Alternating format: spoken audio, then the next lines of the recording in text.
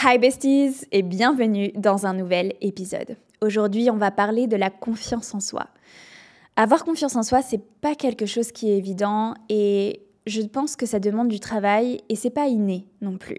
C'est avec le temps qu'on apprend à se faire confiance, à croire en soi, à croire dans nos capacités. Vous me voyez comme ça aujourd'hui et vous vous dites peut-être « Ah, c'est une personne qui a confiance en elle, qui croit en ses capacités, etc. » Et oui, maintenant je peux dire que je suis une personne qui a confiance en elle, mais c'était pas du tout le cas avant. J'ai eu une grosse période, particulièrement au collège, où j'ai eu énormément de doutes sur mes capacités, sur mon avenir, sur qui j'étais, mon apparence, énormément de choses. Et cette confiance en moi, elle m'a suivie jusqu'à l'université, où je vous avais déjà raconté ça dans un podcast, où à la fin de ma première année d'université, tellement je n'avais pas confiance dans mes capacités, je croyais que j'avais loupé mes examens et que je devais redoubler. Et c'est genre 2 mois plus tard, après les vacances d'été, que j'ai réalisé qu'en fait, non, j'avais passé mes examens et que j'allais en 2e année. Mais j'avais tellement pas confiance en moi que je ne pensais pas que j'étais capable de passer la première année comme ça d'un coup et d'arriver en 2e année. Donc aujourd'hui, j'avais envie de vous parler de ces différentes choses qui vont vous permettre de faire évoluer votre confiance en vous, de prendre de l'assurance sur vos capacités, sur ce que vous pouvez accomplir dans votre vie. Et je pense que c'est réellement important de travailler sur ça parce que on est avec nous au quotidien et qu'on est notre meilleur investissement. Mais pour être notre meilleur investissement, il faut qu'on puisse avoir confiance en nous. Il faut qu'on puisse être notre best buddy, notre meilleur ami et se dire « Ok, je compte sur toi, je sais que tu peux le faire, tu tiens toujours tes promesses, tu fais toujours du meilleur possible. » Et donc, c'est très important d'avoir cette confiance en soi parce que c'est elle qui va nous permettre de passer plus facilement au-dessus des obstacles, qui va nous permettre aussi de plus facilement prendre des risques, tester de nouvelles choses, accomplir ce que l'on a envie de réaliser, etc.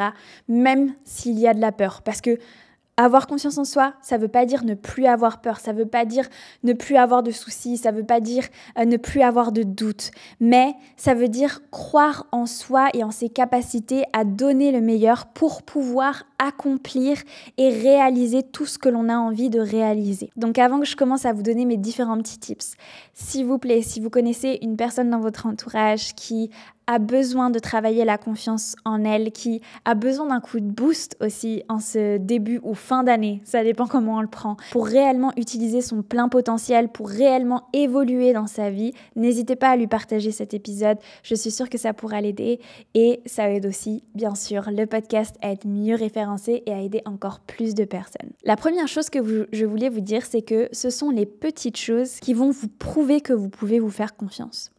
Lorsque vous vous dites « Ok, je mange sainement, je me lève tôt, je fais mon sport, je fais mon lit, je range mon environnement, je regarde la télé que, j'en sais rien, 1 heure dans la journée, ou je regarde qu'un épisode de ma série, etc. » Toutes ces petites choses-là, lorsque vous vous dites « Ok, je fais ça », et que vous le faites véritablement, vous allez en fait vous prouver à vous-même que vous pouvez vous faire confiance. Donc avant même de vouloir réaliser énormément de choses, montrez-vous au quotidien que vous pouvez vous faire confiance. Je vais au lit à la même heure tous les jours, ou je me réveille tous les jours à la même heure, ou je fais mon sport 5 fois par semaine, ou je ne bois de l'alcool que les week-ends, etc. Lorsque vous faites ces petites promesses du quotidien, faites-les et surtout respectez-les. Et en fait, en faisant ça, tu te montres à toi-même que tu peux compter sur toi, que lorsque tu dis quelque chose, tu le fais. Vous savez, on dit toujours oui, c'est bien de dire, mais le mieux c'est de faire. Ça s'applique aux autres, mais ça s'applique à toi aussi et à toutes ces petites choses que tu te promets chaque jour. Oui, je vais aller faire les courses à telle heure. Oui, je vais apporter des fleurs pour ma meilleure amie pour son anniversaire. Oui, je vais ranger l'appartement quand je rentre. Lorsqu'on se fait ces petites promesses-là du quotidien, les réaliser, ça permet en fait de construire notre confiance en nous parce que on fait ce que l'on dit. Aussi simple que ça. La deuxième chose, et celle-ci elle est très importante et moi je pense que je l'ai comprise quand je me suis mise à travailler entre ma 4e et ma 3e, lorsque j'ai pris conscience que mes actions de maintenant impactaient mon futur. En fait, il faut arrêter de te saboter, tout simplement. Il faut arrêter de te saboter, de faire des choses qui sont nocives pour toi. Il y a plein de personnes qui se retrouvent dans des situations où elles sortent tous les week-ends, elles prennent de l'alcool ou même par exemple des drogues, elles sortent toujours avec des personnes qui ne les respectent pas, etc. Toutes ces actions-là, en fait, elles vont grignoter ta confiance en toi. Parce que c'est comme si tu te mettais un point dans la figure à chaque fois, que tu te montrais, ok, à chaque fois que je prends une décision, ça le fait pas, ça fonctionne pas. À chaque fois que je décide de faire quelque chose, à chaque fois que je sors, il m'arrive un truc de merde. Tous les week-ends, il m'arrive un truc de merde. Je tombe que sur des mecs de merde, etc.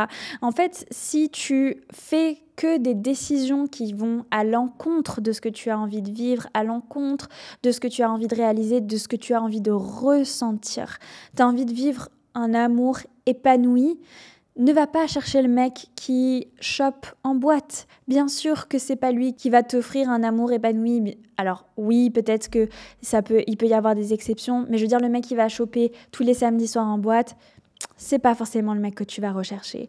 Et donc, je pense que c'est important d'être conscient de nos actions et faire des actions qui sont bonnes pour nous, qui nous font nous sentir bien à l'intérieur de nous. Chaque chose que tu fais au quotidien impacte comment tu vas te ressentir. Et plus tu fais des choses qui vont te saboter, plus tu vas en fait diminuer ta jauge de confiance en toi.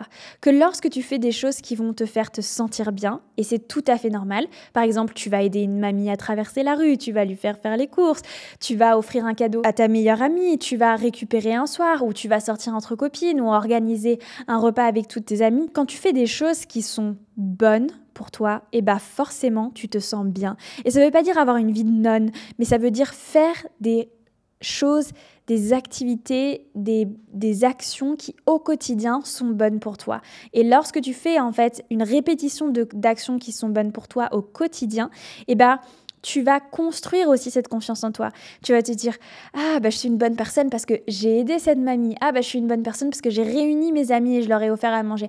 Je suis une bonne personne parce que j'ai fait tous mes devoirs ou j'ai fait tout le travail que je devais faire. Je suis une bonne personne parce que j'ai appelé ma maman et j'ai passé un bon moment avec elle, etc. C'est pas le fait d'être égocentrique en mode je fais tout bien, mais c'est plutôt faire des choses en fait qui te montrent à toi-même que tu accomplis des belles choses, tu es une bonne personne, et le fait de ressentir que tu es une bonne personne, forcément, ça va augmenter la confiance que tu peux avoir en toi. La troisième chose qui va te permettre d'augmenter la confiance en toi, c'est de faire une chose nouvelle qui te fait sortir de ta zone de confort chaque mois.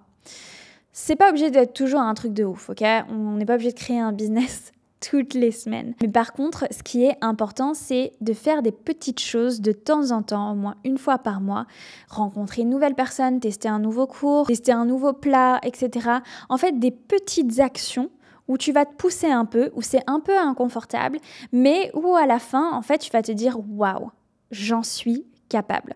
Parce qu'il n'y a rien de mieux que les actions pour te montrer que tu es capable de faire certaines choses. C'est comme si moi je te disais, il faut que tu aies confiance en moi pour pouvoir, par exemple, te préparer les meilleures pâtes italiennes. Mais tu m'as jamais vu cuisiner. Tu me croiras que lorsque je t'aurai fait un plat de magnifiques pâtes italiennes.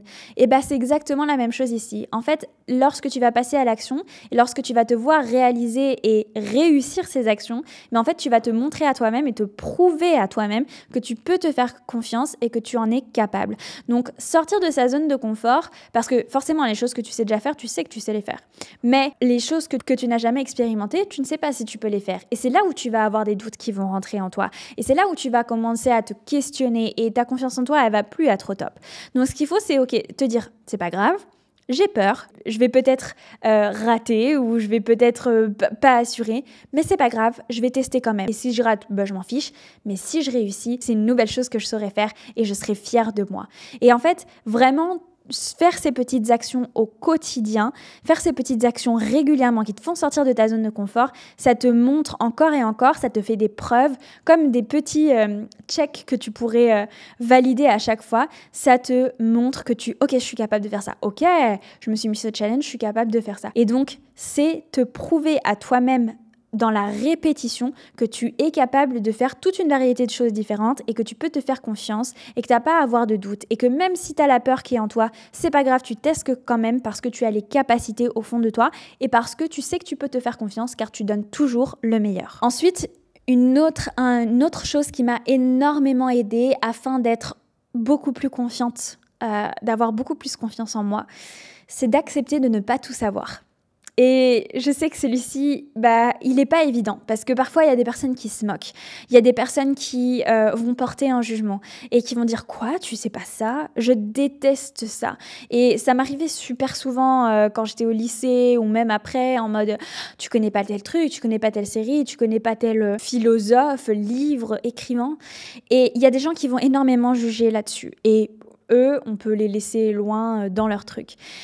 Lorsque tu acceptes de ne pas savoir, tu acceptes d'apprendre et c'est tout à fait normal de ne pas tout savoir. Et en fait, ça ne va en rien, si tu veux, impacter tes capacités, ça ne va en rien impacter ton potentiel et bien au contraire, le fait de dire « je ne sais pas, j'ai besoin que tu m'informes, j'ai besoin que tu m'expliques, j'ai besoin que tu m'apprennes », c'est justement l'opportunité de s'ouvrir à de nouvelles choses et d'apprendre de nouvelles choses. Et en fait, il faut arrêter